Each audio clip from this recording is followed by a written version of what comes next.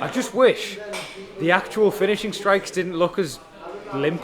Because I didn't expect it to be finished at that moment, so I was just like, it was kind of like the ref stopped it on my setup strikes. I was throwing my like tippy tappy shots to try and put myself into position and just ding him.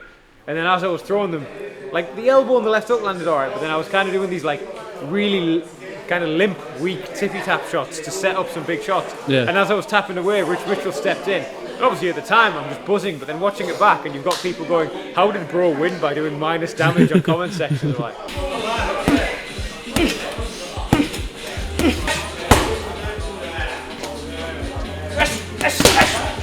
Spot me. I'm getting the most out of my quid, bro. You leave it a few seconds, the bubbles pop, and then you've got another lid full of protein. All the gains count. some big left hand in the first. I think it was like, because they catch it on the slow-mo afterwards. I step back, move out the way of his right hand, biff him with a jab that looked really cool, and then the jab does nothing to him. He just sort of goes and waxes with the right hand. At the end of the Prince fight, I eat the spinning back fist and blow him the kiss and go after him, but I was like, I probably shouldn't be doing that. Just, I shouldn't be eating a shot for the sake of giving one. So I was like, right, well, let's just be a bit more switched on to as someone starts to turn. And then just as he started to turn, I was like, right, just stay stuck to him. And then, honestly, the main thing is just not jumping the hooks like an idiot. Like, not necessarily like an idiot, but it's just like the sort of jiu-jitsu, the very common jiu-jitsu meta of all. You get anywhere near the back, jump your hooks in. And like, when people are quad podding in MMA and they're sweaty and slippy, the chances of falling off are quite high. Whereas I was just much more focused on, like, very initially at least, a wrestling style breaking down approach before I managed to put like hooks or body triangles or whatever. All the dates announced for March. I don't know which I'm on, but that's what I want to be in March as soon as possible. Rome would be sick.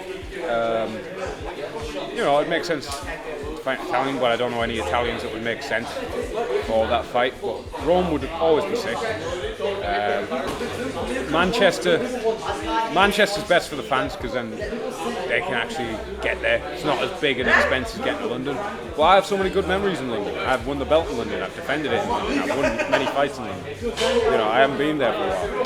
That was usually the tradition. Rock up to London, batter someone, drop them with a body shot, and then the next day I would just be at Borough Market, any market, Greenwich Market, any market I get to.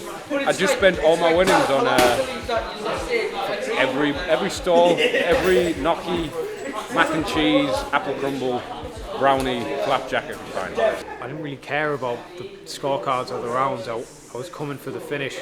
With how the UFC is at the minute, there's that many people competing for the spots in the UFC.